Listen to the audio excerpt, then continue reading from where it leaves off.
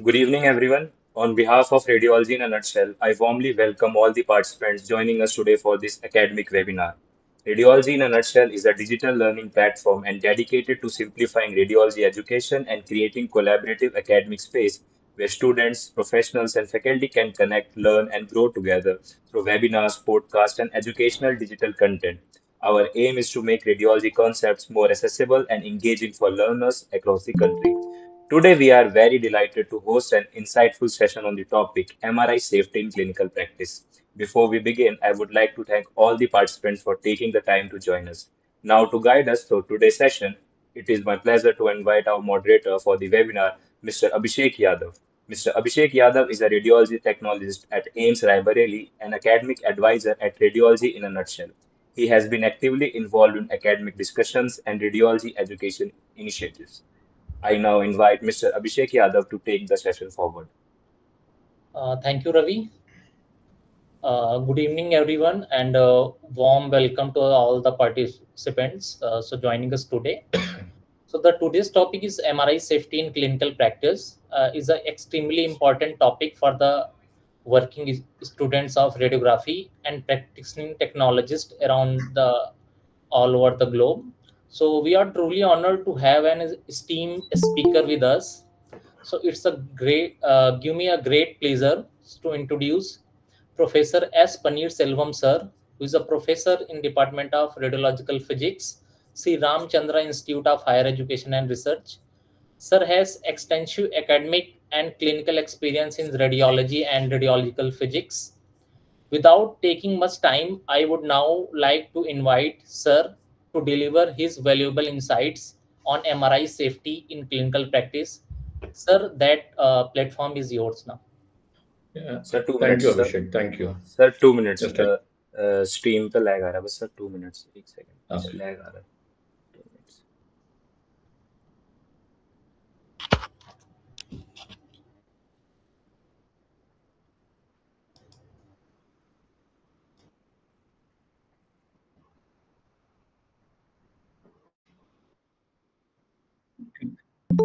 Can I share the screen? Yes, Ravi.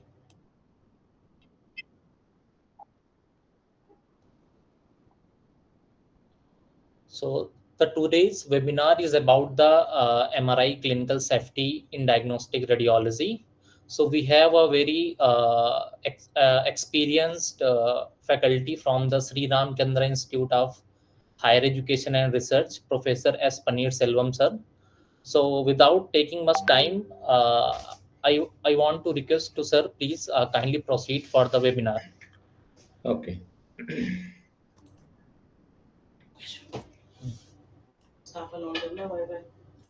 ये system change किया है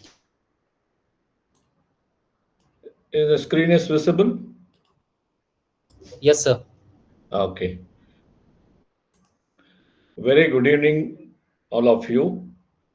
First, I would like to thank Mr. Abhishek for organizing this webinar and inviting me for this particular topic on MR safety in clinical practice.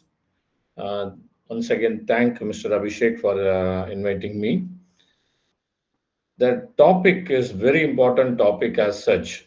All of us are aware about the radiation safety, which is normally spoken everywhere.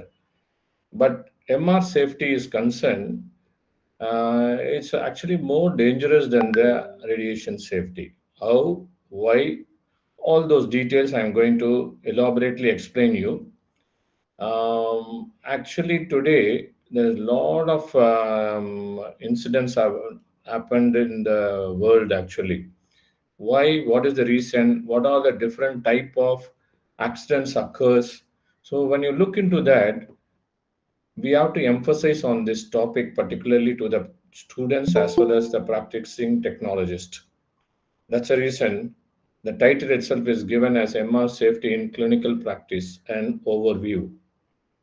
The topic which I am planning to cover for 45 to 50 minutes, I'll be taking at least 15 to 20 minutes on this particular topic, that is the basic MRI physics relevant to MRI safety. So that point, what are the specific terminologies related to safety I'll be talking on that. Then I'll be emphasizing what actually you mean by magnetic safety, RF safety, and gradient safety. These are the three important safety aspects in MR we have to learn. And finally, couple of points I'll share with you regarding the emergency situation in MRI. So that this is the plan for today's session. Let me start with the first title, Basic MRI Physics Relevant to MRI Safety. The first point to be understand is what is magnetism. See, unless you know this basic terminology, dear students, I am telling, talking directly about MRI and talking a hi-fi applications about MRI is not important. First of all, you should know the basics behind MRI. I'm not going to teach you the principle of MRI, but that terminology is related to safety. I want to explain you. The first terminology is magnetism, which is the fundamental property of a matter. See, all the substances, whatever we are going to have, will interact with an applied magnetic field, even those that one might consider non-magnetic. We might think it might be a non-magnetic, but when it interacts with the strong magnetic field, what happens? So that part we are going to learn. The way the materials behave in the presence of external magnetic field. For example, you have a huge, powerful magnetic field. If any material goes inside, what happens? So that is determined by a property known as magnetic susceptibility. So these are the words you are going to come across in MRI. You should be familiar with this one. Magnetic susceptibility. What is the meaning of magnetic susceptibility? Susceptibility refers how easily something can be influenced by an external factor. For example, magnetic field is an external factor. How this can influence, if I keep some metal, it might be influenced by this magnetic field. Then we call it as magnetic susceptibility. So the materials that are susceptible to the magnetism can be readily magnetized. It may be a normal material, but when you keep it in the strong magnetic field, that can be magnetized. If you are able to magnetize a substance, we call that as a magnetic susceptibility. It is influenced by the external magnetic field. So this is one definition you should know. Second one, you should know about what are the types of materials. What materials? Magnetic materials you should know. Then only we can talk elaborately about the safety. There are four different types of materials are there related to magnetic materials: ferromagnetism, diamagnetism, and paramagnetism. There is one classification called paramagnetism also is there. Let me go one by one, maybe 30 seconds I'll take each one. Ferromagnetism means, see, normally the magnetic field will be homogeneous like this. Suppose any ferromagnetic material, for example, iron material or any other material, metals, suppose if you are going to keep in the homogeneous magnetic field, you see it is strongly influenced and get attracted by this material. It means that this particular material will have a very great influence on this. So we call this as large positive magnetic susceptibility. It means that when this material goes inside, the magnetic field which was homogeneous is totally influenced, isn't it? It is attracted towards that material, powerfully attracted. Okay, this is going to be called as ferromagnetism. Suppose if I remove the material from this, from the magnetic field, this particular ferromagnetic substance will retain the magnetic field. Then this is called as ferromagnetism. This is one classification. The second one is diamagnetism. For example, when I keep a diamagnetic material inside, you see not much influence, mild repulsion. See, attraction means it will be coming towards the center point. Repulsion means it is going away from the central point, but mildly only it goes out. So this one is diamagnetism. That is, it is not at all responding to the magnetic field, not influenced by the magnetic field. So something like non-magnetic material, diamagnetism. Third one is the paramagnetism. See here, it gets attracted towards the center, but it is not totally attracted like this. See here, this has come to this extent, this has gone to this extent. So much of powerful attraction happen here, but here not powerful, little bit of. So we call this as small positive attraction. When I remove the material from here, it will not retain the magnetic property. In ferromagnetic, when I remove the material after keeping in the magnetic field, if I remove, that particular material will be magnetized. But here, retaining the magnetic property will not be there. That is called as paramagnetism. What is super paramagnetism? It is in between paramagnetism and the ferromagnetic. It is something like a medium positive. Paramagnetic is low positive, ferromagnetic is high positive. High positive means strongly attracted towards the magnetic field. This one is paramagnetic, low positive, and super paramagnetism in between this medium positive. We call it as a medium positive susceptibility. A classical example is we use a contrast material, iron oxide material. So this is totally different. What we use is a gadolinium is the contrast media. That is different. And this one is iron oxide, another contrast agent. This is called as super paramagnetic material. So when you compare all the three, ferro, dia, and para, ferro is strongly attracted.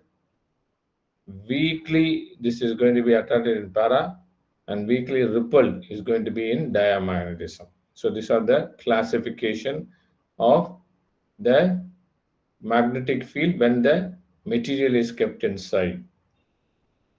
That is one section is over. Second thing you should know the types of magnetic field used in MRI. Now you know what is magnetic field, what is magnetic material, you know. Now we'll go to the types of magnetic field used in MRI. Quite interestingly, do you know that we use three types of magnetic field in MR? One is the static field, that is from magnet. From magnet, what we get 1.5 Tesla or 3 Tesla, that is the static field. Apart from magnetic field, we also use radio waves, isn't it? That radio waves is a oscillating field, that is brief application of alternating current. So it is going to be called as oscillating field.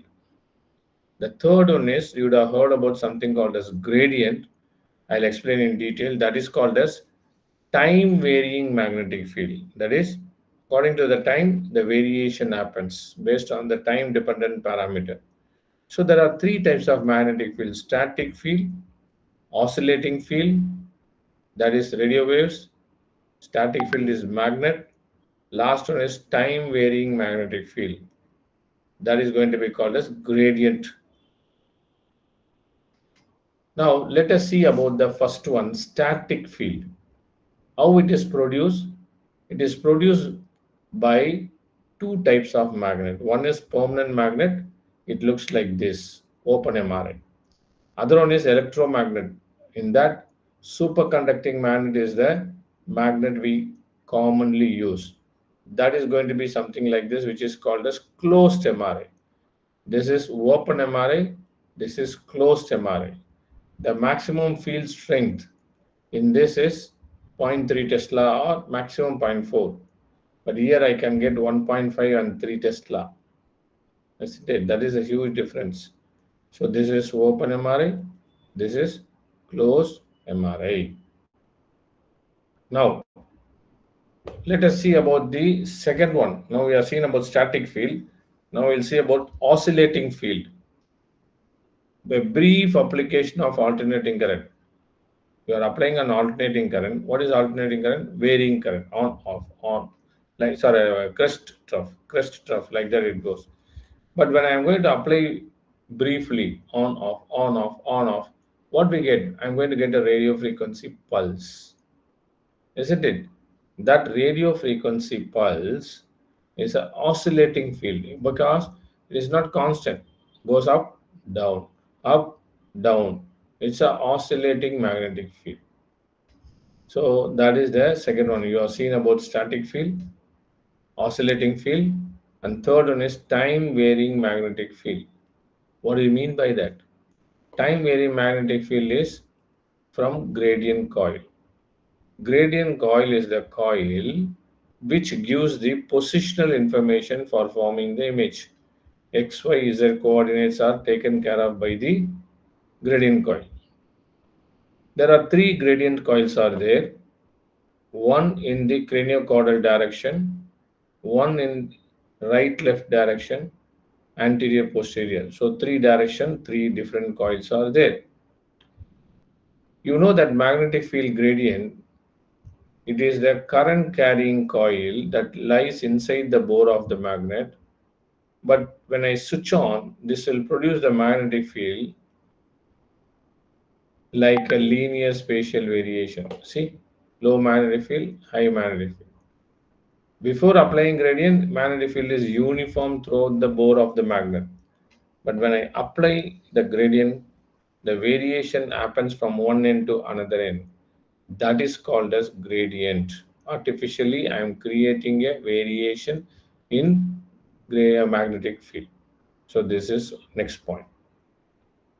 This magnetic field gradient, how it is produced, we used to give a current through the coils of wire located within the magnet. We cannot see it. The gradient coil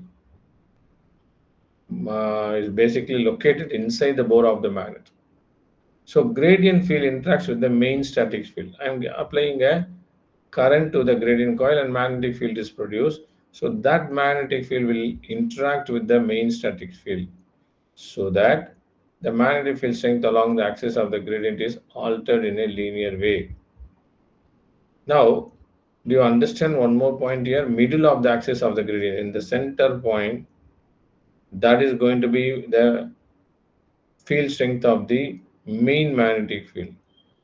And this point is called as magnetic isocenter. I'll repeat once again. You have a magnetic field from head to toe, but when I switch on the gradient, don't expect that what do you call when I apply it, don't expect that it is going to be uniform. Once I switch on the gradient, the variation occurs from the cranial to caudal. But at the center point here, you see where there is no variation, that is the isocenter of the magnetic field. Above it is increasing, below it is decreasing. This is called as magnetic field gradient or time varying. I have written here no time varying magnetic field. So this is the third type of magnetic field we are going to come across. Sorry about the gradient. I am telling about the gradient three. Now there are three gradients are there. As I said, one is used for slice, other for frequency and phase. I am not going to do the detail. Just I am giving an idea that three gradient coils are there. Little bit about the gradient, we should know this parameter: gradient strength, rise time, and slew rate. What is that? See, uniform magnetic field is there, but when I switch on the gradient, I am creating artificially the variation in the magnetic field from this end to this end. This sort of a variation I am going to create. The center of this point is called as what? This is the isocenter, magnetic isocenter. Coming to the gradient strength, how it is expressed. See, gradient strength defines how steep or strong the particular gradient is. Steeper the gradient or shallow the gradient, that tells about the power of the gradient, strength of the gradient, and that is measured in terms of millitesla per meter. How it is measured? Gradient strength is measured mt by m, that is millitesla by per meter. Let us go into the detail. See, normally permanent magnet less than zero point 0.5 Tesla and all, the gradient strength will be 15 to 25 millitesla per meter.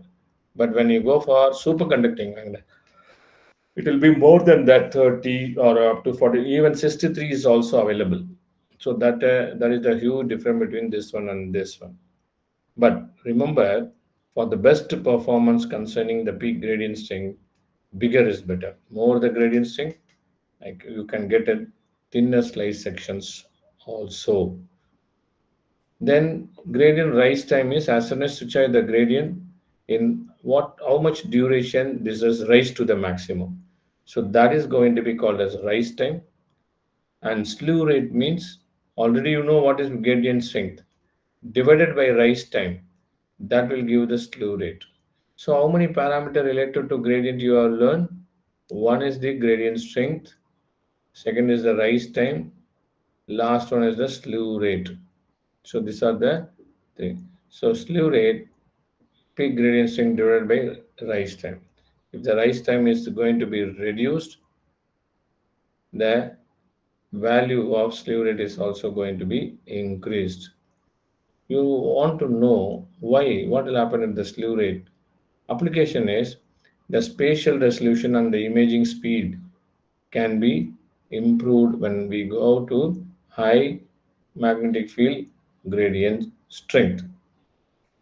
So this is one, and last one in MR physics I want to teach you related to safety is the types of forces in MRI environment. In MRI environment, when any metal goes, force will be exerted, isn't it? It can move the material. There are two types of force are there. One is translational force, other one is rotational force. What is that? Translational force means if any object goes inside the MR scanner, it will be violently attracted towards the MR scanner. The translational force increases as the object approaches the magnetic center. As you go near and near to the magnet, what will happen? The attractive force will be very heavy. That is called as translational force. Rotational force means the movement of twisting of any metal when it enters the magnetic field. For example, any metal enters this, what will happen? The material can get rotated or twisted because of the invisible fringe field. Okay, so that is going to be called as twisting or rotational movement. Okay, this rotational force when we approach near the magnet might be more. Last but not the least, the ferromagnetic metal objects. Suppose if it enters the MR room, do you know what happened? It will be acting something like a projectile, like a rocket. It will be attracted towards the magnet very fast. Hence, this is called as missile effect, where an object becomes a missile. Okay, so this is related to what you call the material. Basically, what happens, what type of force happens. Translational force, violently attracted into the MR scanner. Rotational force, the movement or twisting of any metal when enter the bore of the magnet. And ferromagnetic are going to be influenced by that known as missile effect. That is, the material when it enters the strong static magnetic field, what will happen? It will be attracted towards that, accelerated. That is called as projectile movement. So we call this as missile effect. Okay, I think I have done about the basic terminologies, which is very important in the first 20 minutes. As I said what is what do you call types of magnetic material. First, I said what is magnetism. Then I told about magnetic material. Then coming to the magnet, I said different types of magnets are there. Then I told about the what do you call, what do you mean by radio waves? I told, then I told about the gradient, which is called as time varying magnetic field. So seeing all this thing, now let us move into the magnetic safety aspect. You know that surrounding the magnet, you see the field, which we call as stray magnetic field. If this is going to be, if this is going to be spread out, remember one point: never bring the ferromagnetic object within 5 Gauss line. What is 5 Gauss line? 5 Gauss line is the safe line, so that any patient or attendant goes beyond this line, they have to be screened. Okay, so what do you mean by 5 Gauss line? Means this is the safe line beyond which no ferromagnetic material can be taken. So that is the meaning of 5 Gauss line. Now, coming to the importance of safety, first you should understand what is fringe field. You see, this is the magnet, this is the console technical room. You see, the dotted broken lines are drawn here. That is going to be called as what? Stray magnetic field or fringe field. Here, when you look into that, the 5 Gauss line is going to be this. What about the center? 1.5 Tesla. But you see how drastically it is reduced to 5 Gauss. How that is, how it is reduced. So for example, here it is 1.5 Tesla. It is confined to 5 Gauss here. By a method called as shielding mechanism, we can reduce it actually. Okay, that is one point. No, no, reduce in the sense we can confine inside the room. Now let us see, after seeing all the parameter, let us see why safety in MRI is very important. First of all, please remember MRI is a very powerful magnet.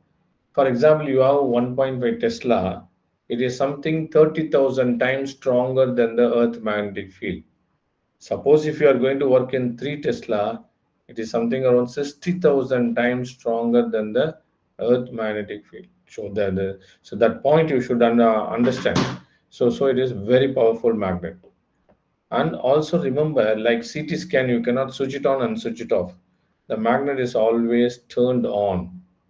Then please understand that the magnetic field is so strong so that it can pull the heavy items such as oxygen cylinder, bed, normal, what you call normal stretchers, all those things will be pulled inside. So that is the reason we have to be very careful. Coming to the magnetic safety aspect, remember, patient and personnel entering the scan room must be properly screened. See, properly screened means what? You should do step by step, protocol are there. Accordingly, you have to do the what? Screening form to be filled. All those things has to be done. And also remove all the metallic object before entering the scan room. Ask the patient to remove it. Not only patient, even we, when we go also, we have to remove it. And check the object like wigs, hairpin, false teeth, button, wallets, quite interestingly, makeup items. So see, what happened is all this makeup item, for example, mascara, all this magnetic, what you call makeup item consists of tiny metallic artifact which can produce some noises actually. So it can, what you call, the makeup item consists of tiny magnetic metallic particle. No, it can produce some disturbance in the image quality. See, such a shining makeup, this can distort the image, it can cause an artifact. Even the tattoos can cause an artifact. And this is also very dangerous. It can produce some heat due to RF. The other magnetic objects such as stretcher, wheelchair, IV stand, all those things has to be taken care. Nothing should be allowed inside. Quite interestingly, you know that electronic gadgets should not be taken. Even your credit card, debit card, you should not. Do you know why? ATM card and go inside the MRI room. If you are going to stay,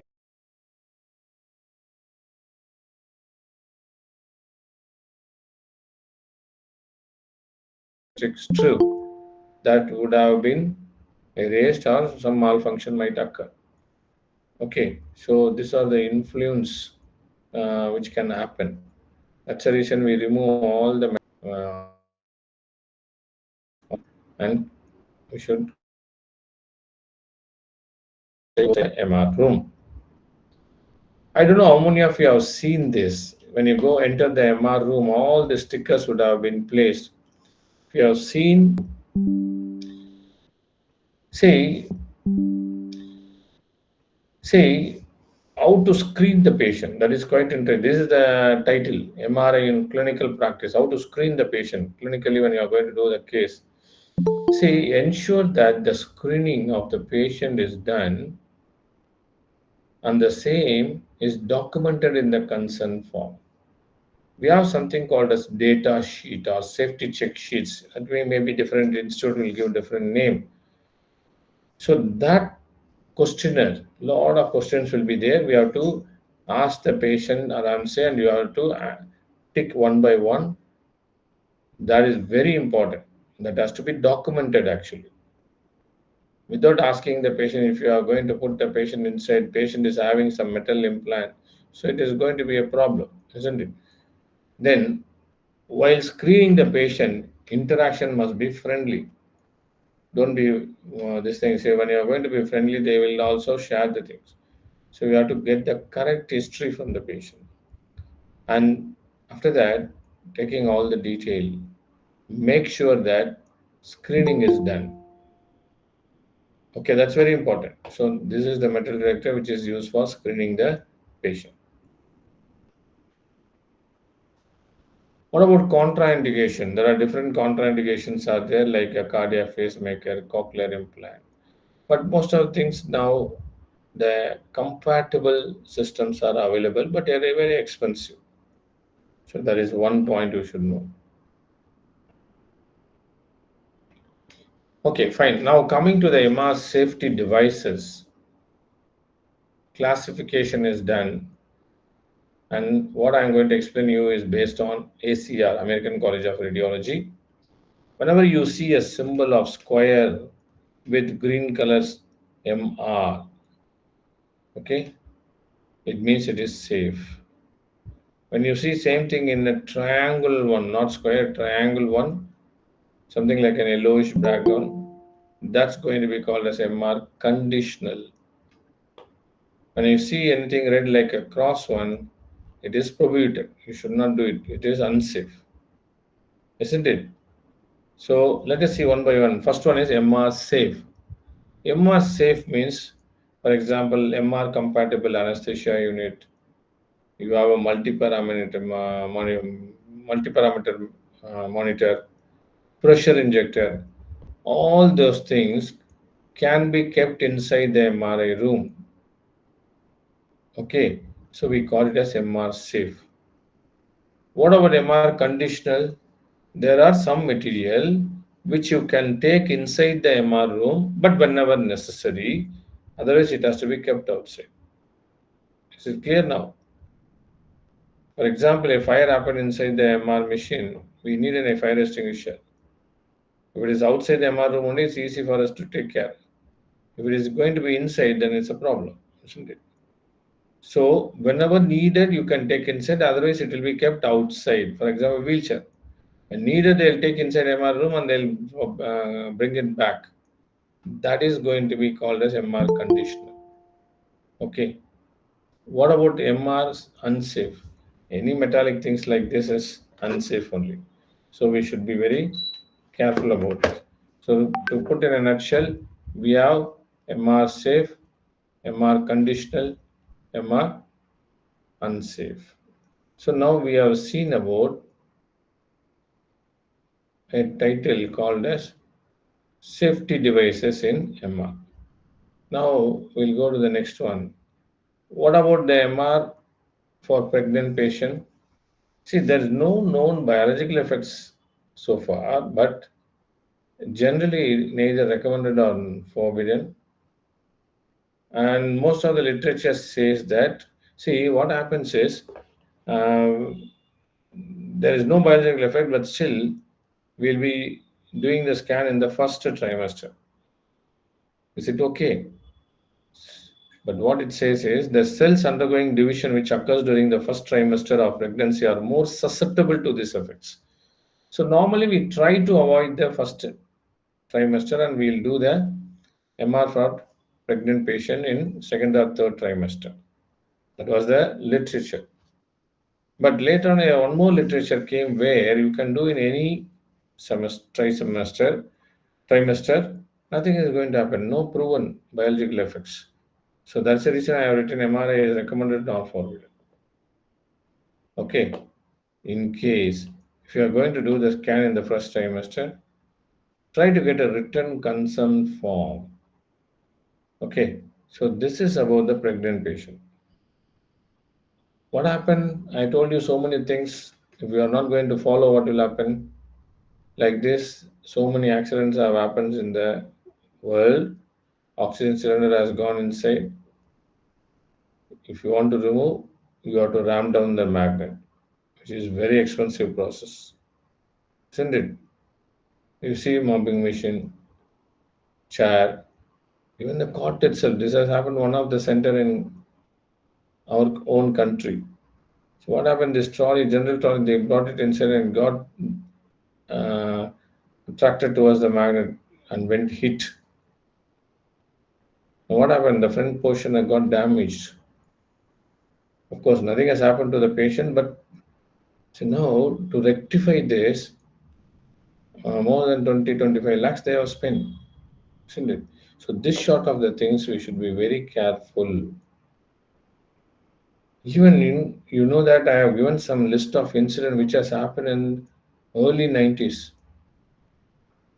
Okay, do you know what is that? There are two incident cardiac pacemaker. Patient died due to negligence or carelessness of the technology. They have not taken proper history and they have tried to do the MR for the patient and patient got collapsed because of pacemaker. With the evidence and the date I have given. Similarly, IV pole, IV standing, something like that. One by mistake they have taken and got cut, the arm got cut. And I want to share one more point.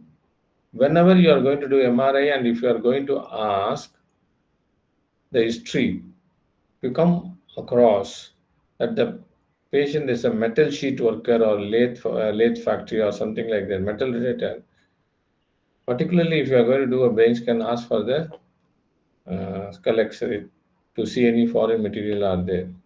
Once it has happened, some iron filling was there in the eye. When the patient has gone inside the MR room, it got dislodged and patient has lost the vision. So this all can happen. And there's some clip. See, you know that in the nurses in our country, most of the people they'll carry the scissor in the what do you call always with them. See, one of the time, what happened is the scissor, whatever the nurse has taken by mistake, when she was taking, it was attracted by the strong magnetic field. When patient got cut the head, oxygen cylinder it can cause really a serious injury if not properly handled. So these are the various incidents I want to share with you. So one portion magnetic safety is over. Now that I manage safety in the sense I told clinically what are the things. One is the proper history taking, data sheet has to be made, proper screening of the patient by detector system, isn't it? These are the very important thing. Now coming to the RF safety, you know that it is going to be a fluctuating field. See, we have a RF antenna or RF coil which is going to receive the data from the what do you call it? From the patient. So you have a coil. See, two purposes there, and let me correct it. See, regarding the RF safety, I want to first explain about where the RF is used. See, radio waves is used in MRI for transmission as well as the data from the patient, what is emitted out. That is also RF. So it is going to act as a receiving one. So let me go into the detail about the safety aspect. Whenever you use the coil, make sure that the cable of the coil doesn't form a conductive loop. Then it is going to be a problem. Then the coil has to be routinely checked. Okay, let me go to the first one. Why the conductive loop? Because the eddy current form, and you might get some heat as a what do you call yeah, the effect due to that. And routine check of the surface coil has to be done. Any damage is there, or any cables is gone, or whatever they may be. So unless you do a routine check, how you will know that? There's one important definition related to RF safety is specific absorption rate. What is that? The RF energy deposited per unit mass of tissue. And the unit is energy, isn't it? Watts. Deposited per unit mass of tissue, that is kilogram. And of course, this R value depends on so many things. I'll not go into the detail. At least one I'll tell you. Types of pulse. If I use 30-degree pulse, if I use 180-degree pulse in spin echo, where I'll get more RF energy power in spin echo because 180-degree pulse. Now, what is the SAR limit? SAR limit, according to the FDA, they say for whole body it is 4 watts per kilogram. 4 watts per kilogram. And one more criteria is there: any pulse sequence you use on the patient, make sure it doesn't rise their body temperature more than 1 degree Celsius. This is the FDA limit actually. Okay. Now we'll move to the third one. So now we have understood the RF safety. So first managed safety, RF safety. Now let us go to the gradient safety. What is gradient safety? I told you gradient means time varying magnetic field. As the time increases, the magnetic field vary from cranial to caudal. This time varying magnetic field, it also has some biological effects. Three effects are there: peripheral nerve stimulation, magnetophosphine, acoustic noise. What is peripheral nerve stimulation? See what happened? There will be a mild cutaneous sensation and involuntary muscle contraction due to gradient.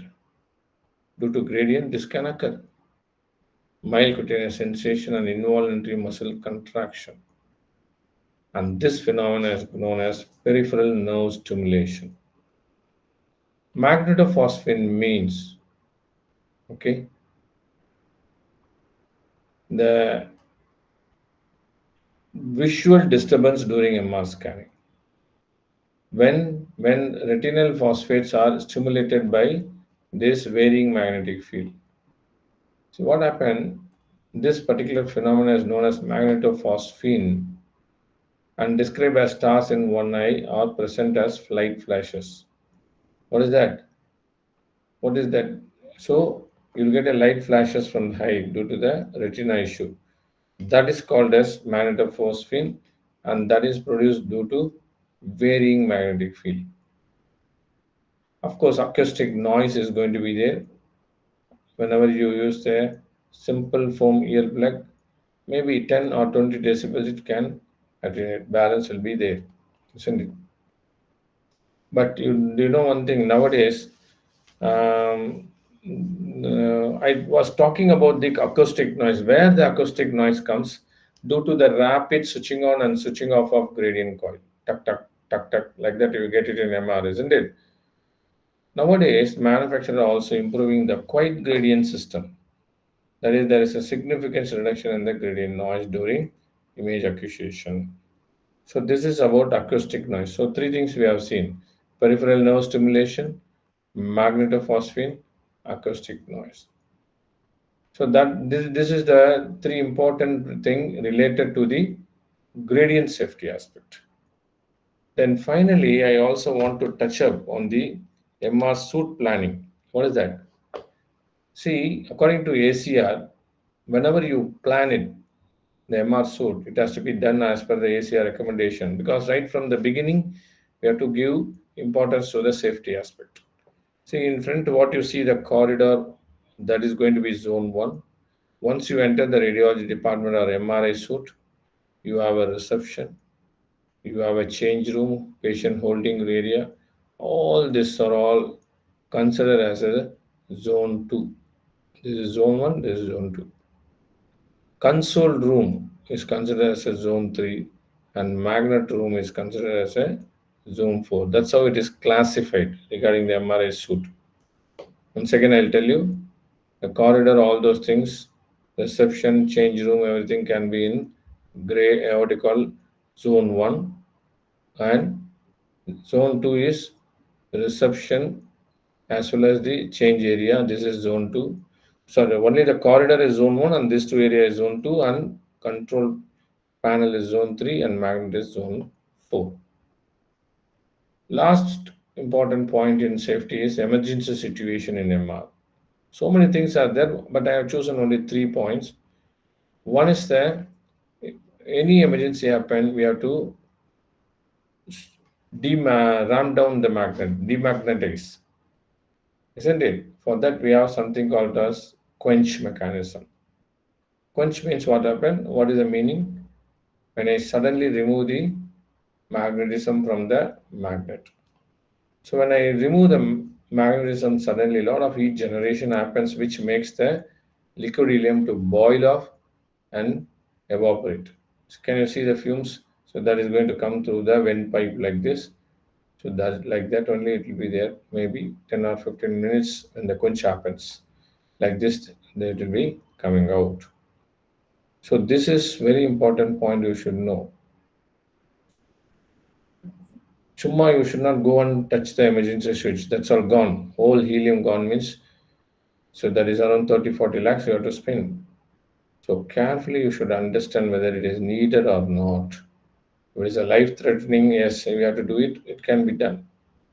So like that you have to think it. And this is the vent pipe where the fumes will go out. Then what happens? Fire. Fire is the another criteria. So people are trained for this. And of course, what you see, this is the fire extinguisher which should be kept outside the MR room so that easy to carry. And a point about this is MR compatible. Inside this, what is the material? Normally in the red color, what you see in the hospital, it will have carbon dioxide. But here it is a special type of material called as what? Water mist. What is inside this? Water mist. So in case of fire, this should not be kept inside MRI room. It should be outside. But it can be taken into MRI room whenever needed. That's the reason it's called as MR conditioner. And similarly, if you have any clinical emergency, any problem with the patient, all those things, if you are going to inform the casualty doctors immediately they will come with the stethoscope or any other gadgets. So whoever may be, whatever the emergency, you have to, as a technologist or technology student, you have to insist that all the metallic part has to be removed from the patient, isn't it? So these are the clinical emergency situation you might come across. Okay, I think that's the end actually. So what I'll do is just 1 minute, I'll give a small summary. Originally, we have started with what? We should understand few points in the MR physics area so that you can understand better. That is relevant to MR safety. I was talking. In this, I was giving some input about the magnetism and what about magnetic susceptibility? What is the meaning of that? Then I told something about the magnetic materials, ferromagnetism, diamagnetism, para, and superpara. Then I explained that individually.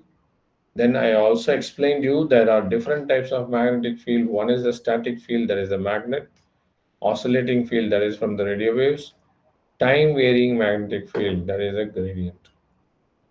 In case of static field, I explained you we have two types of open MR and the closed MR system. Then coming to the oscillating field, we have a radio waves. A brief application of alternating current will produce a radio wave, something similar to this.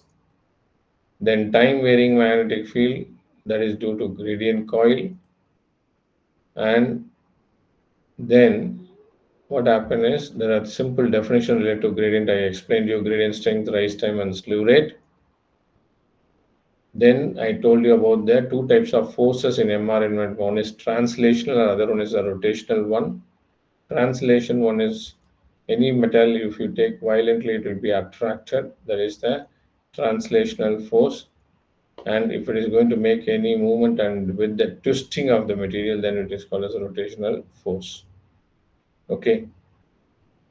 And this ferromagnet, if you are going to take it, it can act as a projectile, which we call it as a missile effect.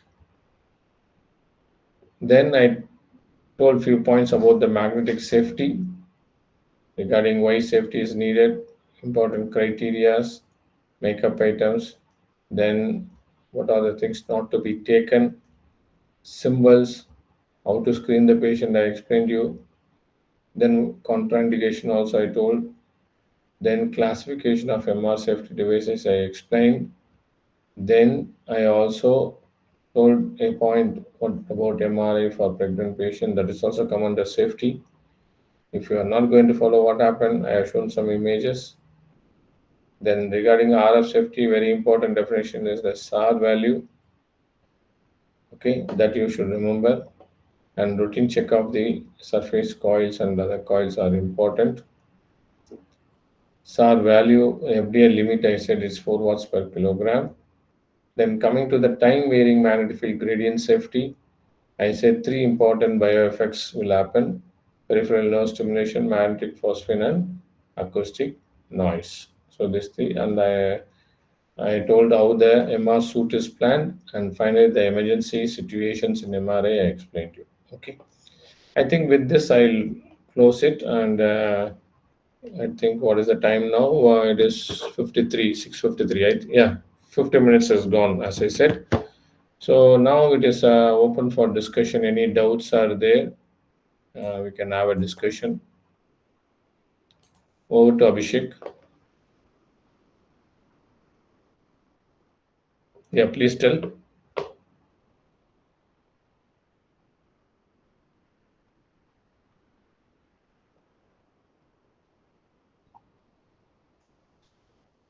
See, actually, it varies. Even if you compare 1.5 Tesla and 3 Tesla, for example, you are going to have a MR compatible Boyle's apparatus or a pressure injector. Whatever the equipment you use in 1.5 Tesla, directly you should not take inside 3 Tesla, because that MR compatible device is designed for 1.5 Tesla. Suppose if you want to use that in 3 Tesla, make sure with the engineers, company people, whether it up to 3 Tesla, whether it can be taken or not.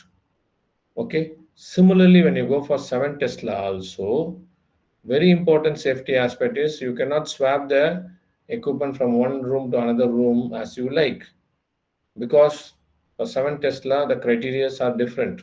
It may be higher. You cannot take the same MR compatible Boyle's apparatus or an oxygen cylinder or a pressure injector directly to 7 Tesla. For that, the design will be different, isn't it? So that part is very important. Plus, when you go for 7 Tesla, the frequency is going to be very high, resonance frequency.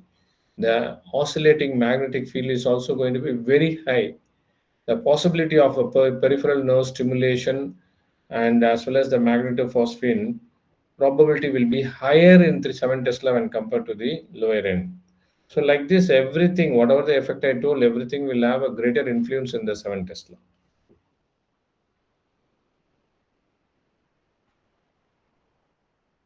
See, 7 Tesla, you remember 1.5 Tesla, we say it is 63.9 megahertz is the RF resonant frequency, precisional frequency. But if you go to 3 Tesla is 127.8. When you go to 7 Tesla, you imagine So the frequency is very high. So even the RF safety aspect also we have to look into when you go for 7 Tesla. Not only magnetic safety, not only gradient safety, all the three whichever I explained you, we have to think about the magnetic field strength. Accordingly, it varies. Any other queries?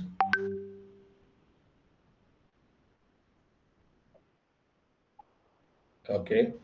Hello, sir. So I Yeah, have a doubt. yeah, please. In the event of an emergency, what factors should be considered before deciding to perform a magnet quench? It's depend on the situation. What is the emergency you should know? For example, I'll tell maybe to make it simple and clear, I'll give two or three examples for you. Emergency situation. Let us take one as the cardiac arrest. Okay, is it emergency or not? Yes, sir. It Okay, is. it's very difficult to say it's a cardiac arrest because during the MR scan we may not be inside. Suppose the normal, see the patient may be very normal when it go inside. Cardiac arrest can occur at any time. Suppose if we come across, suppose we are doing a gating work or ECG gating is there, something we monitor, some problem is there. That is also a say, emergency situation. There, very simple thing is shift the patient out. The first criteria is, if possible, try to shift the patient out. Instead of sending the casualty people inside the MR room, better to shift the patient out. You will be having a holding area. Yes, sir. Do you understand what is holding area? So No, can you if you don't please? know, I'll explain you. No Yes, problem. sir. Explain, please. Holding area is the area where the patient can be placed. That means, see, for example, patient is coming, ICU patient is coming, okay, or a patient who may not be able to sit, they are coming in this what you call cot, where you keep the patient before for next is the patient going to do. So we have to keep in some area where there is no traffic congestion, that is the movement of the other patients are not there, the separate area should be there. Also make sure that the oxygen pipeline, all those things are available there. That is going to be called as holding area. That is where you are going to keep the patient before the scan, pre-preparation area. That is called as holding area. Okay, sir. Okay, sir. So what happened once a criteria comes for emergency, if possible, try to shift the patient outside the MRI and make the patient to be in holding area. Suppose you are a technologist, you are going to do, and the other people can call the casualty people. By the time you shift the casualty people can come near the holding area and handle the patient. This is one situation. Second situation, by mistake. For example, patient in the what you call some metal or something is there. I don't know whether you people have seen that. Sometime by mistake, if the metal is going to be there, um, uh, see, do you know that in the olden days when the patient have a polio attack, they will have the external fixation of metal, isn't it? Yes, sir. 100% patient should not go inside. That we know. But I myself have come across two incidents actually. I don't want to tell where it has happened.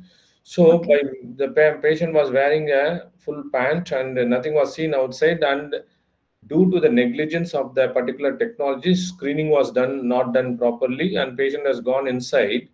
Do you know what happened? When the patient entered, the patient leg where the implant, what you call that external fixation is there. When the patient enters slowly, tuck the leg has gone and stuck in the magnet, and the patient was shouting actually. So now how to remove the patient? If you go inside and if you try to pull the part that is the external fixation which has got attracted towards the magnet and got stuck, no, even if you think, even if your colleague think you cannot remove it, it got stuck, well, it got stuck. Not so easy to remove that, but there is a lot of options are there to remove. What is that? I'll give some couple of example how to handle it. See, in the table, basically it is a motorized table. Apart from that, you also have some manual leverage you can do in case of emergency. There will be a leverage you can leave and you can pull the tabletop alone outside. So what you have to do, you have one or two people have to push the leg, and you can push the trolley also outside, and patient will come out. Then you can shift him outside. All this aspect has to be tried before going for quench. The cardiac arrest, shift the patient. This sort of a thing happened. Try to remove it as much as possible quickly. Directly, if you make a quench, easy job. But what happened? 1,000 to 1,200 liters of helium gone. Who will be responsible for that due to the negligence, isn't it? So those things we have to make a presence of mind. Our presence of mind should be very good, and how to handle it. I'm telling a couple of examples like that. So many examples are there, but we should be very careful. Even fire comes. When the fire comes, what you have to do? What is the first job you have to do? You should not do quench. First job is try to shift the patient. All should be act properly, and fire extinguisher from outside. You have to bring it inside. And I don't know, if you take our country is a huge big country, how many of them have really have the MR compatible fire extinguisher? By mistake, if they take the normal carbon dioxide cylinder inside, that's all gone. The red color fire extinguisher, what it consists of? Carbon dioxide, isn't it? Yes, sir. That should not be taken. We have to take the fire white color, that what I shown you know, that is consists of Yes, water sir. water MR compatible one. MR compatible. See, I'll tell you one more classical example. For example, one of the center, the MR suit is in one corner, and the big department like a square department, and inside we have a corridor. You can go around all the side. This side MRI, this side CT, this side different divisions. In one of the JCI auditing, I'm telling about the International Joint Commission International Auditing from America. It has happened. I was there actually. So what happened? They were not accepting one fire MR compatible fire extinguisher because other corridors are having a normal carbon dioxide. Do you know what is the auditor said? In emergency in MRI, by mistake also, they should not take the red one inside. So they asked us to change all the four sides. So they are very stringent, Americans. So they said the safety is very important. So these are the important criteria you should know. Okay, and Okay, I sir. have my personal observation. I say I'll share something. How many of them really do the safety screening form sincerely? That is also fact. If that is done properly, the emergency situation rising itself will be less. It will not happen. Most of the see in India itself, most of the accidents and incidents have happened. If you go to the history, most of the things are all due to negligence only. So that should not happen. That is the So, reason we are actually conducting this sort of an awareness program. Make sure that, and the people who are all familiar with this sort of a terminologies, we should train our own students, and we should be very strict on that. And one more criteria, I'll tell you one more incident. One of the center, I have seen that nearly 10 days they were not using metal detector because battery was not there. Is it correct? Yes, sir. I have seen many of diagnostic centers. These are Is it happening. correct? Yes, sir. Is it correct? No, sir. Of course, it is not correct, but I have That's only seen I'm this. telling. So that should come from the higher level itself. For example, the top level of the in charges itself should monitor all this thing. And the prime responsibility is the technologists who works there. So they should take the ownership. Similarly, people above him, supervisor, radiologist. Because when I teach the radiologist, I insist on that. Radiology PGs, I insist on that. Ultimately, they are responsible. Do you know one of the incident happened in Chhattisgarh? Mistake is done by the technologist, but the HOD got suspended. So it can happen. That is a government institute. It can happen. So it is a prime collective responsibility, teamwork. Yes, Okay. yes, Sir, madam. Yes, yes. sir, one more question. Yeah. Sir, in future, any regulatory body who will govern the installation and MRI safety clinical aspect in India, Yeah, like it's a we good are. question. It's a good question. Actually, I want to share that um, we have a MR safety course that is being organized by the IRA and the International Forum. Even coming 14th and 15th, one MRI safety is course is going to happen in India. Of course, I am also one of the faculty in that. So it is organized by the IRA and a group of radiologists. So at present, we don't have regulatory, but definitely work is going on, plan is going on. Future, something will happen definitely. Present, it is not there, Abhishek, but definitely it is going to come. And internationally, this issue is going on. Yes, sir. See, don't think that it happened only in India. We have a lot of literature, lot of accident happen in abroad also. Do you know how the graph is going on? Graph is going on increasingly. I'm telling about accident. And you also should think why it is happening more, why the graph is increasing, because the number of installation is increased. Yes, sir. More number of installation comes, accident probability also is going to be more. I have some data, but due to lack of time, I couldn't share that. But otherwise, see, I have shown some data, no, with the date and all I have shown. That is about 90s data actually. 97, 94, 95, all those data I have displayed now. They are on one of the slide, no? Because you see, even for me, I have started working in MRI since in June 1990, almost 36 years. Of course, no biological effects we have seen, but accident we have seen. A lot of incidents has happened. There are some fatals are there. So all those things are there. But only thing is, as a technocrats, we should take the ownership and we should be really sincere in our work as far as the safety is concerned. Okay, sir. Thank you, sir. Ravi, is there any pending question from chat box?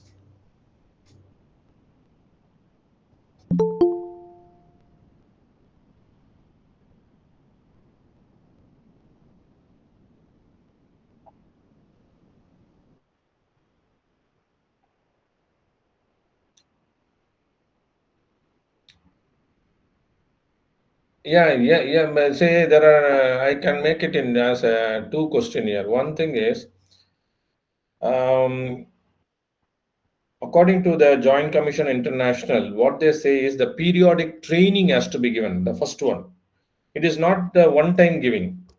A periodic training has to be given. For example, once in 6 months, once in a year, whatever you can define the protocol.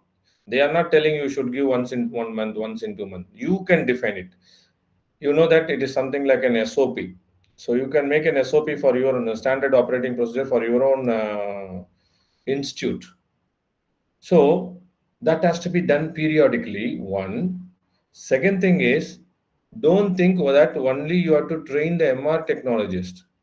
Do you know how many people we train? Just make a note. MR technologist, MR radiologist, that is the radiologist, the nurses working in radiology, housekeepers working in radiology, security in radiology department, biomedical engineers in radiology, fire service people in the radiology. Do you understand how many people are going on? So like this, we have to give a training into all those sections periodically. And we also should make some pre-test and post-test also, and documentation has to be done. This is one. And second thing, coming to your another question of simulation, that is training accident. Yes, like how we do for fire mock drill, isn't it? So something like that, but we should not make it a magnetic one. Maybe a non-magnetic material, something like I think you can take it inside. Some what happens like that. You can make a simulation also can be done. See, it's all depend on the interest and regarding the institute, how much it is important. Everyone should give a priority to this. Then only it can be done. Awareness should be created, and quality. I think every institute should have a quality department to take care of all these things. So then only it is possible. As what do you call, her name is Navanita Das. As she was mentioning, in diagnostic centers, the metal detector itself is not working, isn't it? So what sort of a safety aspect you can expect from them? So it's all a collective effect. It has to come from the top people, then only it will be there. See, for example, in my institute, just to give an idea, I'm telling. We have MR compatible Boyle's apparatus, MR compatible multi-parameter monitor, pressure injector, MR compatible crash cart, MR compatible laryngoscope, MR compatible oxygen cylinder. So all those things, how we can buy? Very expensive, isn't it? So the top management should agree for that. So that only I'm trying to say that it is a. So as you, it's a good question. Simulation or mock drill and collective what you call periodic training. All these are all essential. Okay, sir. Sir, like I am in AIMS, so we are going with the NABH certification. So for the NABH certification, there are lots of training like radiation safety, fire training, all emergency codes. Hmm. Sir, what is your point of view in NABH? Any training regarding the MR safety must be included? Yeah, we are doing actually. I myself personally doing MR safety training from 2010 onwards. So we have a video also. Video in the sense, for example, what MRI equipment you are having? MRI 1.5 Tesla Philips Which company? engineer. Which company? Philips engineer. You ask the Philips people, the factory, the original from the Philips Holland, they have done some MR safety video. So you teach your own radiographers and you put that video. Video will give a self-explanatory explanation. So it's a beautiful video Philips is having. You can ask them, they'll give. Okay.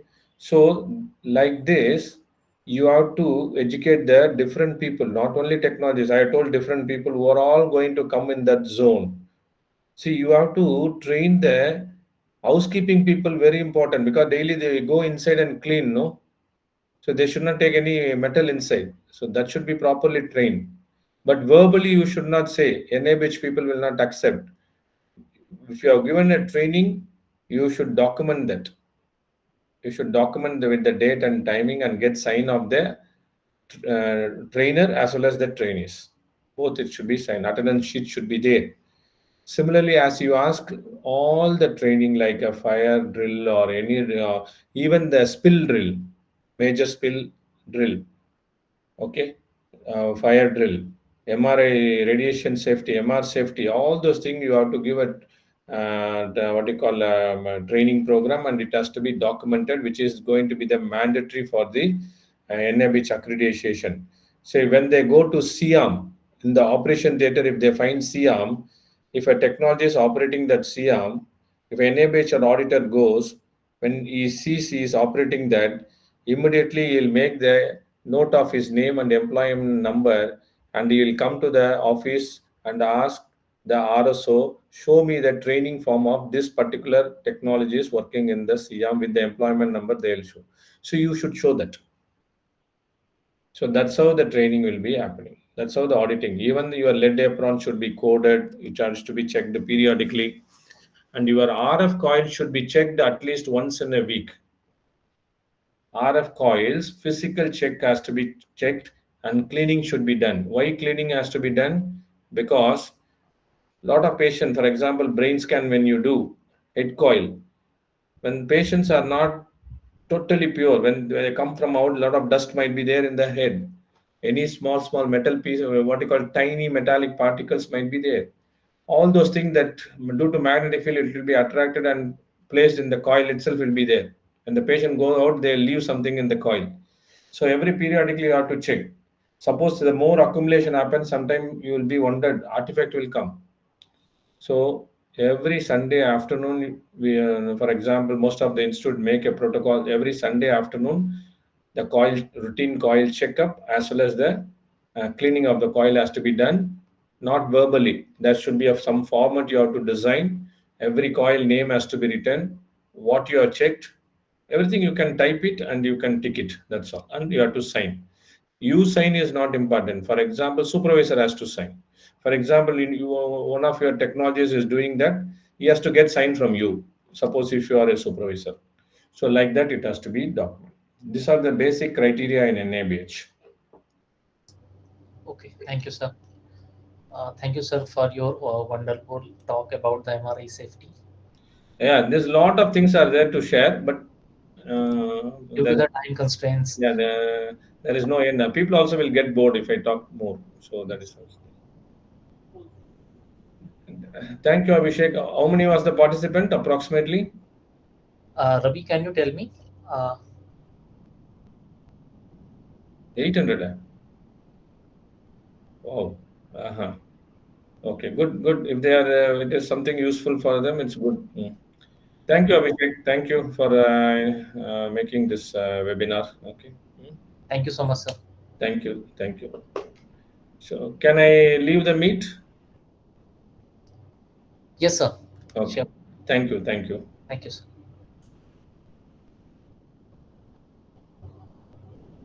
Ravi, done. Okay, thank you. अब वो final match India versus New Zealand का शुरू कर देना. Bye bye.